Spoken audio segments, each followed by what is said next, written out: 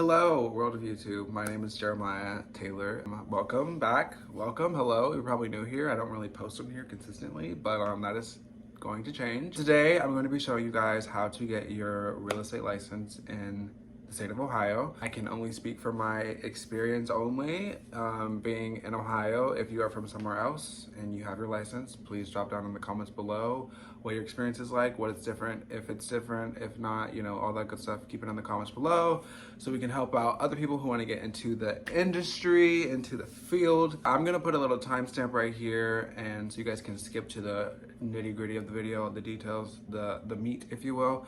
So I'm gonna start off with just introducing myself, and this is my first video back in a while, so I just kind of want to talk a little bit. So yeah, I don't know, I'm just following the advice of successful people in the industry, and just in general, like not even just the industry being the real estate, but just like in general, if you want to be relevant, you have to be present on social media. So here I am. I want my business to thrive in 2021, and this is how it's going to be done. Today I passed my real estate exam. I have my results right here. I got 61 out of 80 on the national part, the portion, which I barely passed. So 61 out of 80. I'm not well with math, but I think that's like 70, like borderline 70%, somewhere around there. And then for the other portion, I got 34 out of 40. So did much better on that one. But anyways, I passed. It doesn't really matter what the score was, I passed, and that's all that matters. So here we are. In order to get your real estate license in Ohio, you need to find a school. I'm only going to be giving you advice on what I experienced and what I did. I went through a school called Hondros. I don't know if it's a national school. I don't know if it's local to Ohio. Maybe check it out. I think it's national because it's online. But anyways, you have to find a school. You have to pay the dues in order to get the material that you need. So that's gonna cost you, I think it was around like $1,400, but then like a broker gave me a discount code. So then it ended up being like, I think it was like $1,300 or something, I can't remember. But it's gonna be around $1,000 to $1,400 for the state of Ohio through the school that I use, which is Hondros. And I will link everything that I'm talking about, I will link down below. Because of COVID, I'm not sure if they have reopened the in-person school sessions. But if you are to do it in person, I wish I could have done it that way, because the alternative is to do it online at your own pace. And I've been doing this for 8 months now, so I got it in June and it's now February, so is that 8 months? I don't know, but it's way too long. So if you can get it done in 3 weeks, I would advise you to do it that way, because you have to be there, and you gotta do it. You could go in person or you can do it online. And online, they just give you all the material. There's like 4 different portions of the classes that you have to pass, and it's just videos, it's just like taking notes, it's just it's honestly just busy work. Like, you can just power through it all. Honestly, not even read it. I'm not advising you to do that, but if I could do it again, that's what I would do. Like, I would just power through the schooling, because you can't get anything wrong. You can retake it as many times as you want. You can retake the test as many times as you want. And all you gotta do is, in the end, is get a passing score. So that's what I would do. That's what I recommend to myself if I was doing this again, but not to you, because, I don't want to limit your learning and all that good stuff. So once you pass the actual schooling, then they will provide you, if you go through Hondros, they will provide you with a crammer, a study guide, essentially. And then honestly, I learned everything that I needed through the study guide. I can't recall anything that I can't recall anything that I learned actually through the actual classes that I took, because they're just videos, and like it's just like notes, and it's PowerPoint, and it's presentation, and it's just like, I don't learn that way. Like, I have to be actually like doing it, like taking like mock quizzes in order to like actually return the information. Let me just go through like how I actually studied. So like, there's like 15 different sections within. There's like finance, there's like canon of ethics, there's like agency relationships. So there's like 15 different categories within the courses that you study. So then I went through each one, then their practice tests. So there's 15 different courses, and through them there's their vocabulary, and then there's the practice test. So I would go through all the practice tests, and I would do them over and over until I got 100%. And then once I got 100%, I would do it 2 more times until I got 100% 3 times in a row. So it would start at, when I started, it was like 40%. then I went to 60, and then I was getting 100 across the board. So now I would do that for all 15 sections, and then there's a practice exam at the bottom of the page, and I would just go through that, and that probably takes 30 minutes to do. So I would just do that over and over and over again. I never got 100% on that, just because like I didn't really get like very serious about it until I was ready to until I could schedule my test, and then that's when I really lit the fire under my ass.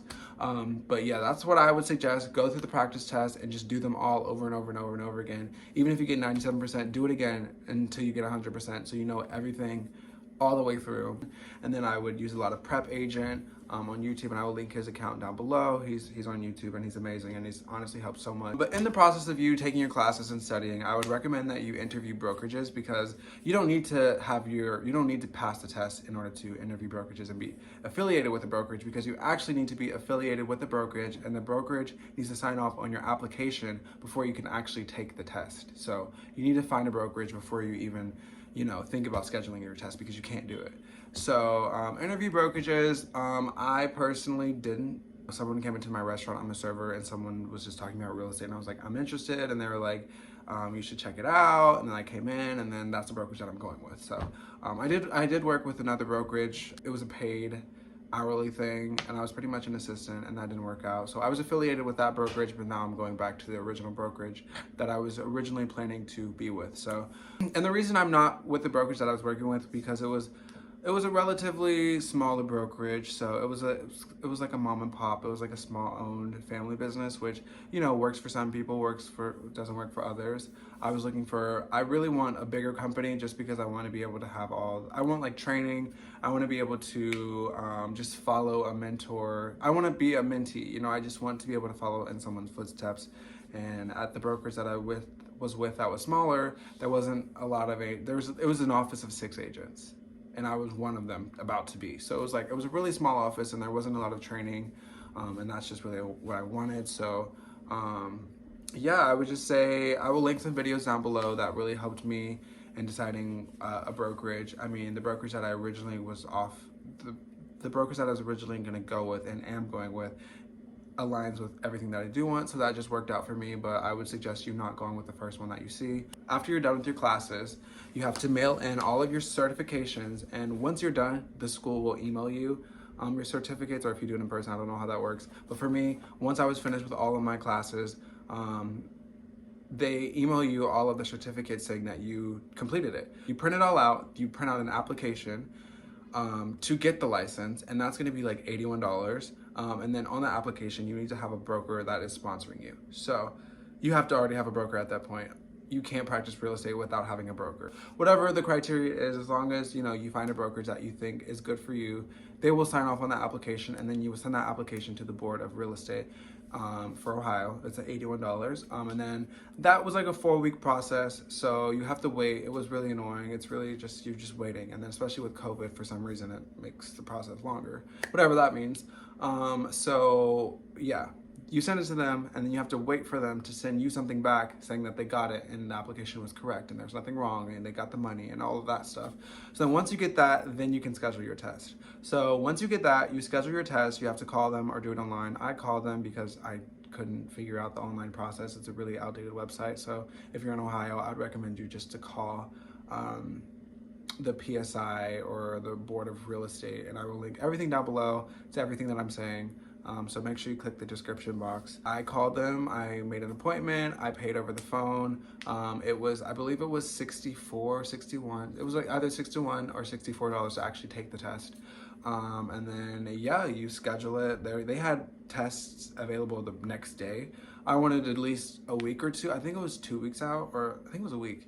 Yeah, I think it was just a week out, and then I took it today on February 3rd, 2021, and yeah, you have to be there 30 minutes prior. You have to be inside the building, checked in 30 minutes prior. So I got there around 2:25. I was in there at 12:30, and then you check in with all the COVID regulations and everything, wear your mask.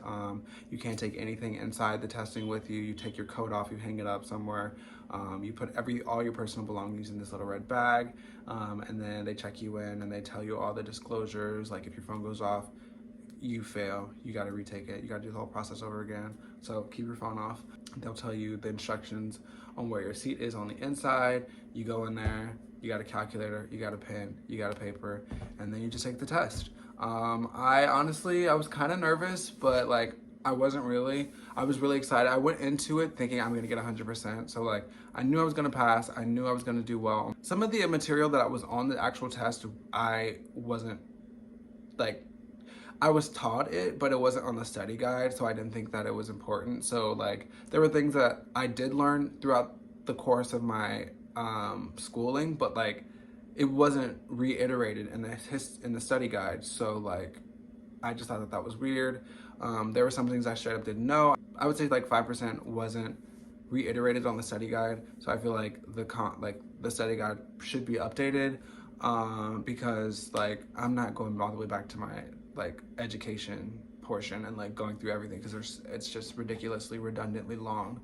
But yeah, throughout the test, I mean, something that I did even when I was practicing studying, I was like, I either know the answer to this question or I don't. So I'm not going to spend, X amount of minutes just looking at this question, trying to figure it out. Either you know it or you don't. So just click it and just keep going. Because in the end, when you're studying, you'll know if it's right or wrong at the end. So like, don't waste any time. So when I took the test, I didn't waste any time. I was just like, either I know it or I don't, and I'm not going to stress. Because when you stress over that one question, that stress is going to seep into the rest of the test. And I was a little bit stressed, but I was like, you know what, like if I don't know this, like it's not the end of the world. I still know the rest of it. So like, yeah, I took the test and I think it's like 120 questions for the national portion. The state portion is 40 questions. And then as I said earlier, I got 34 out of 40 on the state portion and then 61 out of 80 on the national portion. So, and I did it in like probably 45 minutes. I came out and the lady was like, whoa, that was quick. So, I was just so excited to be done. I was just like thrilled. I was just so excited for it to be over. I was like, this is such a small part in like the whole thing that like my goals, like I want so much more. And this test is not really I just wanted to be done with it. So I flew through it. If that's not your testing style, don't do that. Like I've always been good at tests and low key competitive. So I want to be the first one done, even though like I'm not 6 anymore and that doesn't matter. But like, that's just who I am. Like, I just want to be, the first one done, and I want to be done as quick as possible. And I just like wanted to get out of there, and I just wanted to like already be on to the next step, calling my broker, letting her know that I passed. Like I was just already on the next step. So yeah, long story short, this whole process could have been done probably like in like 2 months if I actually would have like, just really wanted it, but I didn't in the beginning. I honestly did not want it as bad as I thought I did in the beginning. Like it was a lot of talk and it wasn't a lot of action. So yeah, I really hope this helped you guys. I feel like this was just like a rant of everything, but I really hoped it helped. If you're in Ohio, I feel like it probably will help you the most, obviously. And like I said earlier in the video, like if you are from a different state and it's similar or if it's not similar, let some, comment down below what your experience is in your state, because you never know who's watching and that could help someone. So I'm gonna stop talking because this is the most I've just been rambling for a long time. So yeah, thank you guys so much for watching. I'm going to be posting videos every Wednesday, once a week, every Wednesday. I'm going to be just like touring the city of Columbus. I'm going to be interviewing people, people who've lived here forever. I'm going to be interviewing business owners. I'm going to be interviewing, teachers and whatever, and this and that and that. I just really want to be like integrated in the community. And I just want to be, I just want to be a local influencer and not, not selfishly, not like, I just want to like be a resource for the community. And obviously I'm not Mother Teresa, like obviously I want return on my investment. So, I'm looking to expand my brand so I can, that's Snow, and that's my neighbor. Open the window because it's a little hot.